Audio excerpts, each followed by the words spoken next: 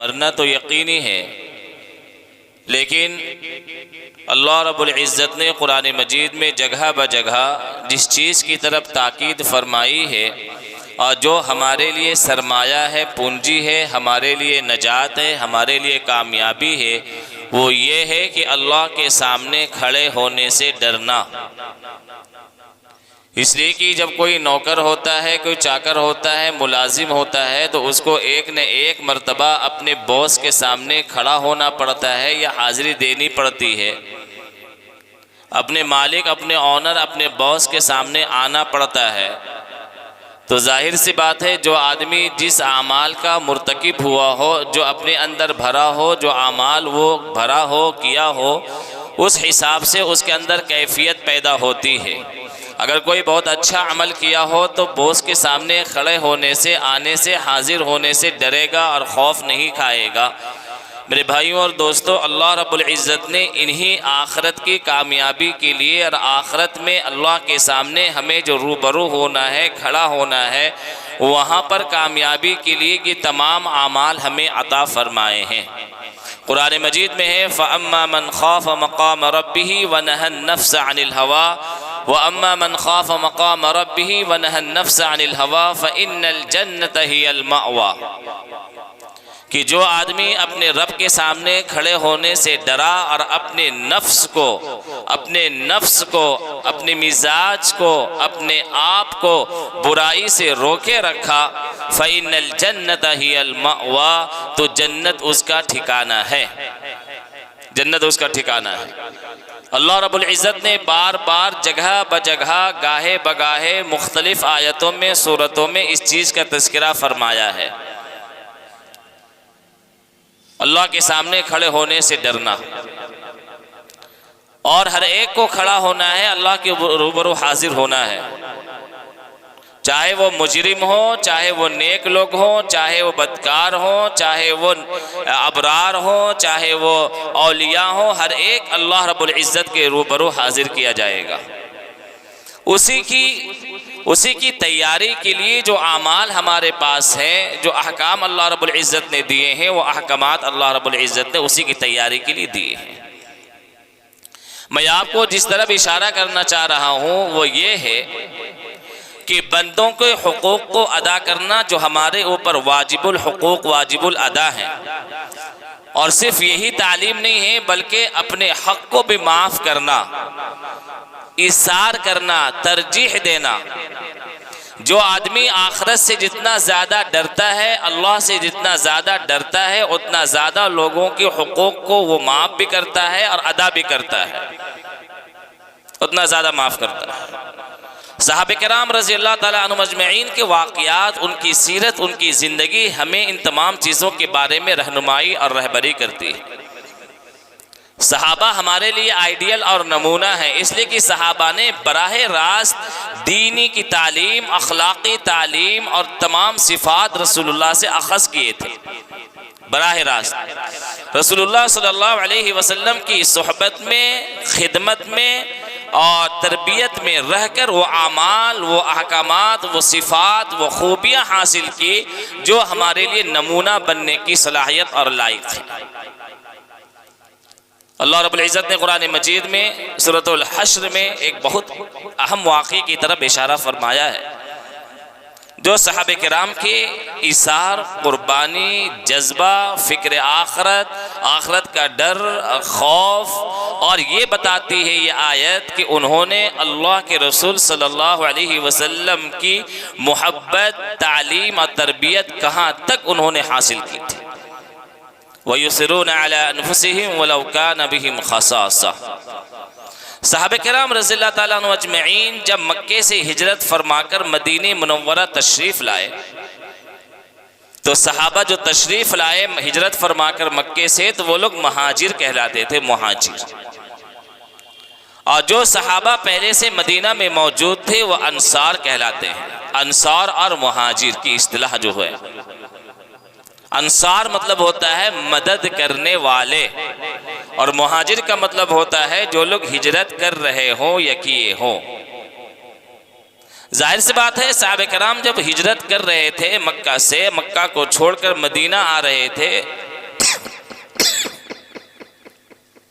تو اپنی جائیداد، اپنا گھر بار، اپنے اسباب، ان تمام چیزوں کو چھوڑا مکے میں. ظاہری اور دنیاوی کوئی ساز و سامان لے کر نہیں آئے. اس کا وہاں پر وقت بھی نہیں تھا اور اجازت بھی نہیں تھی، اور حالات اور وقت کا تقاضا یہ تھا کہ وہ تنہا تنہا خالی ہاتھ ایمان کو محفوظ کرتے ہوئے مدینہ آ جائے. لیکن میرے بھائیوں اور دوستوں، غور سے سنیے گا اور اندازہ کیجئے کہ محمد رسول اللہ صلی اللہ علیہ وسلم کی تربیت نے کیسی تبدیلی فرمائی، کیا انقلاب لایا. انقلابی تربیت اسے کہتے ہیں، انقلابی تربیت. ہمیں تو معلوم ہے عرب کے لوگ کیسے تھے. عرب کے لوگ کیسے کہ وہ اپنے دوسروں کے حق معاف کرنا تو دور کی بات ہے، اپنے دوسروں کے حقوق بھی وہ ہضم کر جاتے تھے، کھا لیتے تھے، پی لیتے تھے. دوسروں کے سامنے جھکنا گوارا نہیں کرتے تھے، دوسروں کے سامنے غلامی کرنا گوارا نہیں کرتے تھے. عرب کی تاریخ اور عرب کا جغرافیہ ہے. لیکن رسول اللہ صلی اللہ علیہ وسلم نے کیا انقلابی تربیت فرمائی کہ مہاجر جب مکے سے مدینہ آئے تو انصار صحابہ نے وہ مثالی خدمت اور ایثار پیش کیا جو تاریخ آدم علیہ السلام سے لے کر ابھی تک اور شاید قیامت تک اس کی مثال نہیں مل سکتی ہے. دنیا وہ مثال پیش کرنے سے قاصر اور عاجز ہے. مہاجر جب آئے تو انصار، ان کی زمینیں تھیں، جائیدادیں تھیں، کھیت باڑی تھی، ان کا کاروبار تھا، ان کے گھر بار تھے، اور مہاجر خالی ہاتھ تھے، ان کے پاس کچھ بھی نہیں تھا. مہاجر اور انصار میں اخوت ہوئی، بھائی چارہ بنایا گیا. اللہ کے رسول صلی اللہ علیہ وسلم نے، چونکہ ایک بہت بڑا مسئلہ تھا اس وقت میں، مکے سے جو لوگ آ رہے تھے ان کو آباد کرنا، ان کو کاروبار دینا، ان کو پیشہ دینا، ان کو گھر بار میں بسانا ایک بہت بڑا ایک مسئلہ تھا. اللہ کے رسول صلی اللہ علیہ وسلم نے انصار اور مہاجرین کے درمیان میں مواخات قائم کی، بھائی چارہ قائم کیا، بھائی بنایا. یہاں تک کہ انصار اللہ کے رسول کی خدمت میں حاضر ہوئے اور یہ عرض کیا کہ اے اللہ کے رسول صلی اللہ علیہ وسلم، ہم لوگ یہ چاہتے ہیں کہ ہماری جو جائیدادیں ہیں، ہماری جو کھیتی باڑی ہے، ہماری جو زمینیں ہیں، ہم ان میں مہاجر بھائیوں کو حصہ دیں گے. اندازہ کیجئے کیا مزاج بنا تھا. رسول اللہ صلی اللہ علیہ وسلم کی ایک قلیل مدت تعلیم و تربیت نے ان کے مزاج میں کیا تبدیلی فرمائی تھی. انصار آتے ہیں خدمت میں اور کہتے ہیں کہ ہم لوگ ان کو اپنی جائیداد میں حصہ دیں گے، اپنی زمین میں حصہ دیں گے، اپنے گھر میں حصہ دیں گے. اگر ہمارے گھر میں 2 روم ہیں تو 1 روم ان کو دیں گے. اگر ہماری زمینیں ہیں تو آدھی زمینیں دیں گے، آدھی جائیداد دیں گے. انصار نے یہ عرض کیا. ایک طرف تو جذبہ یہ تھا انصار کا، اور یہ جذبہ کیسے بنا؟ جذبہ پہلے سے بنا ہوا نہیں تھا. یہ ایثار اور قربانی کا جذبہ بنا ہوا نہیں تھا. محمد رسول اللہ صلی اللہ علیہ وسلم کی محبت نے، تعلیم نے، تربیت نے، آفاقی تربیت اور تعلیم نے یہ جذبہ ان کے اندر بنایا تھا. اللہ کے رسول صلی اللہ علیہ وسلم نے مہاجرین کو بلایا. مہاجر صحابہ جو مکے سے آئے تھے ان کو بلایا اور کہا کہ انصار یہ بات کہہ رہے ہیں کہ آپ لوگوں کو زمین و جائیداد میں حصہ دیں گے، آدھا آدھا بٹوارہ کرنا چاہتے ہیں. ظاہر سی بات ہے مہاجرین جو مکے سے آئے تھے رسول اللہ صلی اللہ علیہ وسلم کی صحبت اور تربیت میں رہے ہوئے پلے ہوئے افراد تھے. مہاجرین نے کہا نہیں، ہمیں اس کی ضرورت نہیں ہے، ہم ان کے اوپر بار نہیں بننا چاہتے ہیں، ان کی زمینیں نہیں لینا چاہتے ہیں۔ اللہ کے رسول صلی اللہ علیہ وسلم نے جب یہ معاملہ دیکھا تو اللہ کے رسول صلی اللہ علیہ وسلم نے وہاں فیصلہ یہ فرمایا کہ مہاجر صحابہ انصار صحابہ کی زمینوں میں کھیتوں میں کام کریں گے اور اس سے جو پیداوار اور جو غلے اور اناج اگیں گے اس سے آدھا آدھا دونوں کے درمیان اس کو بانٹا جائے گا، تقسیم کیا جائے گا۔ صحابہ انصار نے بھی اور مہاجرین نے بھی اس میں سہمتی ظاہر فرمائی۔ میرے بھائیوں اور دوستو، انہی صحابہ میں سے ایک صحابی ابو طلحہ انصاری رضی اللہ تعالی عنہ ہے، جو میں آپ کو واقعہ بتانے جا رہا ہوں۔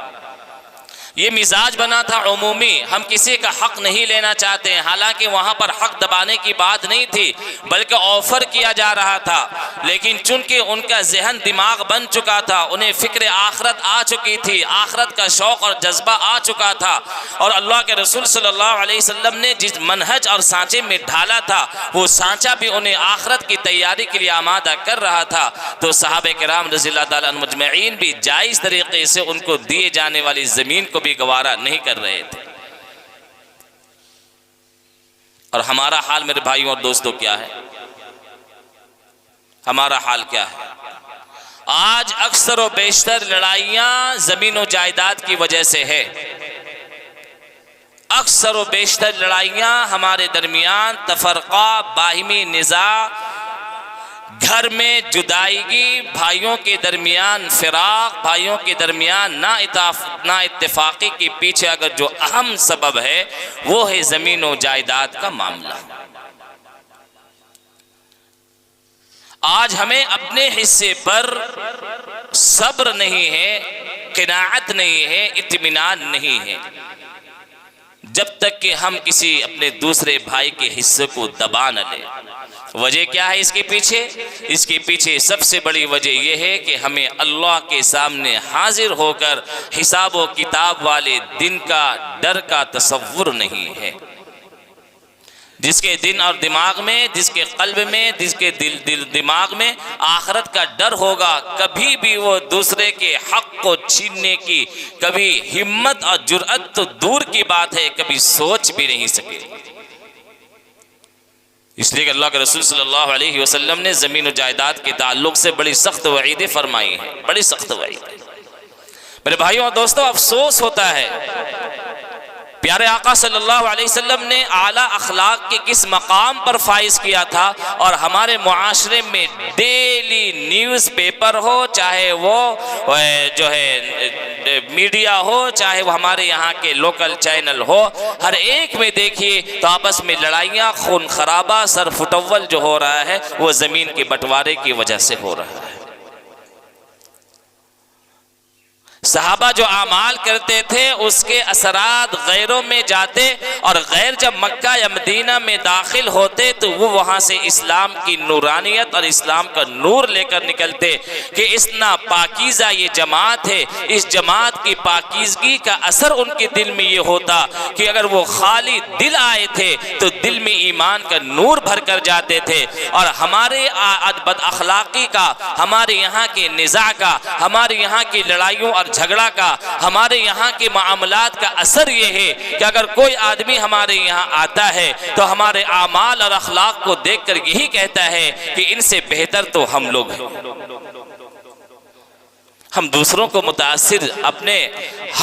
کو متاثر کیا کریں گے؟ خود ہم لوگ اپنے میں گھر کے رکھے ہوئے ہیں۔ ابو طلحہ انصاری رضی اللہ تعالی عنہ ایک صحابی ہیں، مدینے میں کچھ مہمان آئے، چونکہ اس وقت میں مالی قلت بہت تھی، بہت قلت تھی۔ خود صحابہ کرام کے گھروں کا حال یہ تھا کہ چولہے نہیں جلتے تھے، کھانا نہیں بنتا تھا، لیکن جب مہمان آتے تو مہمان نوازی میں ذرہ برابر بھی وہ قصر اور کمی نہیں چھوڑتے تھے۔ کچھ مہمان آئے، اللہ کے رسول صلی اللہ علیہ وسلم نے ایک ایک مہمان کو ایک ایک صحابی کے یہاں تقسیم کر دیا۔ آج ہمارے یہاں ماشاءاللہ بڑی فراوانی ہے، آج ہمارے یہاں مہمان آ جائے تو الحمدللہ لوگ اچھے سے اچھے کھانے یا پکوان بناتے ہیں، اس میں کوئی پریشانی نہیں ہے، لیکن اس وقت جو قلت تھی اس قلت کو آپ محسوس کریں اور اس واقعے کو سنیں۔ دیکھیے کوئی آدمی اگر آپ کو ترجیح دے رہا ہے اور اس کے یہاں وہ چیز، جیسے کوئی آدمی کھانا کھا چکا، بریانی کھا لیا، پیٹ بھر گیا، اب کھانا بچ گیا ہے تو کسی بھوکے کو کھلا رہا، کسی کو بلا لے کھانا کھا لیجئے، یہ کمال نہیں ہے۔ آپ بھوکے ہیں، آپ کو بھوک کی شدت ہے اور بہت کافی مدت کے بعد آپ کو پریشانی اور تگ و دو کے بعد کھانا میسر ہوا ہے اور اس کھانے کو آپ بھوکے کو کھلا دے اور خود بھوکا رہے، یہ کمال ہے۔ یہ کہا جائے گا کہ اثار اور قربانی کا جذبہ اس کے اندر ہے۔ یہ کیا بات ہوئی؟ بھائی کھانا کھا لیے، کھانا سے پیٹ بھر گیا، کھانا جو بچا ہم بھوکے کو کھلا رہے ہیں جا کر، یہ کوئی کمال نہیں ہے، تو سب کو آدمی کر سکتا ہے۔ ابو طلحہ انصاری رضی اللہ تعالیٰ عنہ کے حصے میں ایک مہمان آئے۔ ابو طلحہ انصاری رضی اللہ تعالیٰ عنہ کے فکر میں، دماغ میں یہی چل رہا تھا کہ شاید گھر میں کچھ ہو یا نہ ہو، لیکن رسول اللہ صلی اللہ علیہ وسلم کے مہمان ہیں، اس لیے انہوں نے مہمان نوازی قبول کی اور گھر گئے اور پوچھا بی بی سے کچھ ہے؟ اہلیہ سے پوچھا کچھ ہے؟ اہلیہ نے کہا کہ ایک آدمی کا کھانا ہے، اگر وہ مہمان کھائیں گے تو ہم لوگ بھوکے رہ جائیں گے، اگر ہم لوگ کھائیں گے تو مہمان بھوکے رہ جائیں گے۔ ابو طلحہ انصاری رضی اللہ تعالیٰ عنہ نے کہا اچھا تم ایک کام کرو گی، اگر مہمان کو بھی اگر ہم کھلائیں گے اور سامنے ہم بیٹھے رہیں گے تو مہمان کو بڑی کوفت محسوس ہوگی اور مہمان کو ناگواری محسوس ہوگی، شاید کہ وہ کھانا بھی نہ کھائے، انہیں اچھا محسوس نہیں ہوگا، اس لیے ایک کام کرو گی، جب تم کھانا سامنے لے آؤ گی کسی بہانے سے چراغ کو بجھا دینا تاکہ چراغ بجھ جائے گا، نہ میں مہمان کو دیکھ سکوں گا نہ مہمان مجھے دیکھ سکیں گے، اور مہمان جب کھانا کھانے لگیں گے اندھیرے میں تو میں ایسا شکل، ایسی صورت، ایسا سلوک کروں گا کہ مہمان یہ سوچ رہے ہوں گے کہ شاید یہ بھی کھانا کھا رہا ہو۔ میرے بھائیوں اور دوستو، ایسا ہی کیا گیا، بی بی نے کھانا لا کے رکھا اور کسی بہانے سے چراغ کو بجھا دیا، چراغ بجھتے ہی مہمان کو کہا آپ کھانا کھائیے، میں بھی کھا رہا ہوں۔ مہمان کھانا کھانے لگے، ابو طلحہ انصاری رضی اللہ تعالی عنہ ایسی شکل اختیار کی، ایسی آواز نکال رہے ہیں گویا کہ وہ بھی کھانے میں شریک ہے۔ مہمان آسودہ ہو گئے، کھانے کے بعد پیٹ بھر گیا۔ اللہ رب العزت نے یہ آیت نازل فرمائی وَيُؤْثِرُونَ عَلَىٰ أَنفُسِهِمْ وَلَوْ كَانَ بِهِمْ خَصَاصَةٌ، کہ ان کی صفات یہ ہیں، ان کی خوبی یہ ہے کہ یہ بھوک کی حالت میں، فاقہ کشی کی حالت میں دوسروں کو ترجیح اور اثار کرتے ہیں، دوسروں کو کھانا کھلاتے ہیں۔ میرے بھائیوں اور دوستو، یہ آیت نازل ہونے کے بعد ابو طلحہ انصاری رضی اللہ تعالی عنہ کو اللہ کے رسول صلی اللہ علیہ وسلم اپنی خدمت میں بلاتے ہیں، ان کو شاباشی دیتے ہیں، گلے سے لگاتے ہیں اور کہتے ابو طلحہ تمہارے حق میں یہ آیت قیامت تک کے لیے نازل ہو گئی ہے، تم نے جو کام کیا ہے رات میں اللہ کو بہت پسند آیا ہے۔ میرے بھائیوں اور دوستو، یہ صحابہ کے مزاج بنا تھا کہ مہمان نوازی، دوسروں کے حق کو ادا کرنا۔ اب صحابہ کرام رضی اللہ تعالیٰ عنہ مجمعین ایک مرتبہ اللہ کے رسول کی خدمت میں حاضر ہوئے مہاجر صحابی اور کہنے لگے اللہ کے رسول صلی اللہ علیہ وسلم سارا اجر تو انصار لے کر چلے گئے، سارا اجر ثواب تو انصار لے کر چلے گئے۔ اللہ کے رسول نے فرمایا کیسے؟ اس طور پر کہ زمین بھی ان کی ہے، گھر بھی ان کا ہے، کاروبار بھی ان کا ہے، کھیت بھی ان کا ہے، سب کچھ ان کا ہے، ہم لوگ کام کر رہے ہیں، اس کا ثواب اور اجر تو وہ انصار لے گئے، ہمیں کہاں ثواب مل رہا ہے، ہمیں کہاں اجر مل رہا ہے؟ اللہ کے رسول نے فرمایا ایسا نہیں ہے، لا ما دعوتم اللہ واسنیتم علیہ، اگر وہ تمہارے ساتھ احسان کا معاملہ کر رہے ہیں تو ان کے حق میں دعا کرو اور ان کی تعریف کرو، اللہ رب العزت اس ثواب اور اجر میں تمہیں بھی شامل فرمائے گا، تمہیں بھی شامل فرمائے گا۔ میرے بھائیوں اور دوستو، جیسے علماء کرام مدارس کھول کر، مدرسہ کھول کر، یتیم خانہ کھول کر وہ خدمت کرتے ہیں، قرآن مجید کی تعلیم دیتے ہیں، وہ درس و تدریس کی خدمت انجام دیتے ہیں، حدیث کی تشریح پڑھاتے ہیں، آپ ان میں تعاون کرتے ہیں، چندہ کرتے ہیں۔ کبھی آپ مدرسہ نہیں گئے، کبھی آپ نے کبھی مدرسے میں تعلیم نہیں دی، آپ نے کبھی حفظ کی تعلیم حاصل نہیں کی، لیکن کوئی آدمی مدرسہ کھول کر پڑھا رہا ہے، مدرسہ چلا رہا ہے، آپ تعاون کر رہے ہیں، مدرسے میں جو کچھ بھی خیر کا کام ہوگا اللہ رب العزت آپ کے تعاون کی وجہ سے، آپ کے چندے کی وجہ سے، آپ کے اس صدقے کی وجہ سے، آپ کے اس خیر خواہی کی وجہ سے اس خیر کے کام اور اجر و ثواب میں آپ کو بھی شامل فرمائے گا۔ اسلام کی خوبی ہے میرے بھائیوں اور دوستوں۔ ان تمام باتوں کا جو نچوڑ اور خلاصہ ہے وہ خلاصہ یہ ہے کہ ہمیں اللہ کے سامنے کھڑا ہونا، حساب کتاب دینا ہے۔ اس لیے اگر ہمارے اوپر کسی کا حق ہے تو اپنی موت سے پہلے زندگی میں اس حق کو ادا کرنے کی کوشش کریں۔ دوسرے کی زمین و جائیداد کو کبھی دبانے کی کوشش ہرگز نہ کر، کبھی سوچے بھی نہ۔ دیکھیں، سکون کا، خوشحالی کا، عافیت کا، برکت کا، زندگی میں عافیت کا، سکون کا، اطمینان کا، رحمت کا، اضافے کا جو معاملہ ہے وہ اللہ کی طرف سے ہے۔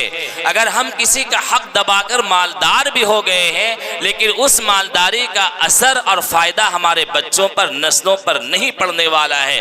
اگر ہم نے حق طریقے سے کمایا اور فاقہ کشی کر کر ہم نے زندگی گزاری، حلال طریقے کا پیسہ اور کھانا ہم نے اپنے بچوں کے پیٹ میں ڈالا، میرے بھائیوں اور دوستوں، اگرچہ اس کے پیچھے محنت اور قربانی ہے، تگو دو ہے، آپ کے راتوں کی نیند کو اڑ جانا بھی ہے اور دھوپ میں ایک سخت محنت بھی ہے، لیکن حلال طریقے سے آپ نے کمایا ہے۔ یاد رکھیے آپ کی نسلوں میں اللہ رب العزت برکت دے گا، آپ کی نسلوں کو دین کے لیے قبول فرمائے گا۔ اگر آپ نے کسی کے حق کو دبا کر، کسی کی جائیداد کو دبا کر، کسی کی زمین کو ہڑپ کر کے آپ مالدار بھی بن گئے ہیں، خوشحال زندگی بھی گزار رہے ہیں، لیکن یاد رکھیے آنے والی نسلیں وہ دین پر باقی رہے یا نہ رہے، اللہ کے نزدیک ان کا عمل قبول ہو یا نہ ہو، ان میں دینداری آئے یا نہ آئے، اس میں کوئی گارنٹی نہیں ہے۔ اس لیے کہ حق اور حرام میں، حلال اور حرام میں زمین و آسمان کا فرق ہے۔ صحابہ کا نام اور صحابہ کی برکت اور صحابہ کی دینداری اور صحابہ کی محنت کا اثر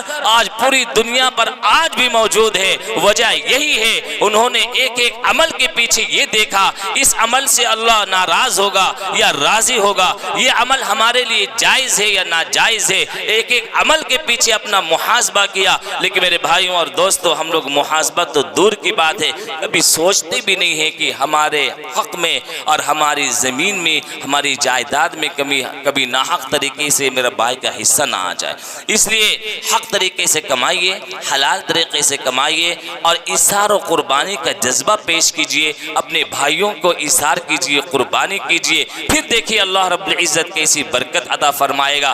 میرے بھائیوں اور دوستوں، بہت کم عمر میں نے اپنی آنکھوں سے مشاہدہ کیا ہے، میں نے تجربہ کیا ہے، اگر 4-5 بھائی تھے، 4-5 بھائیوں میں زمین جائیداد کے بٹوارے میں حق تلفی ہوئی، 4 بھائیوں نے زمین کو ہڑپ کر لیا، وہ مالدار بن گئے۔ ایک دوسرا چھوٹا بھائی جس کو زمین نہیں ملی، باپ کی وراثت نہیں ملی، بیچارہ چپ چاپ جگہ کو چھوڑ کر حق طریقے سے کمایا، لیکن آج اس کے بچے جو خوشحالی اور کوئی ڈاکٹر، کوئی عالم، کوئی عالم دین، کوئی حافظ، کوئی ڈاکٹر اور خوشحال زندگی گزار رہی ہے، وہ 4 بھائی جو ہڑپ کر کے مالدار بنے تھے ان کی اولاد نافرمان ہیں اور آج ان کے باپ ان سے تنگ آ چکے ہیں اور زندگی کی بھیک مانگتے ہیں ان بیٹوں سے۔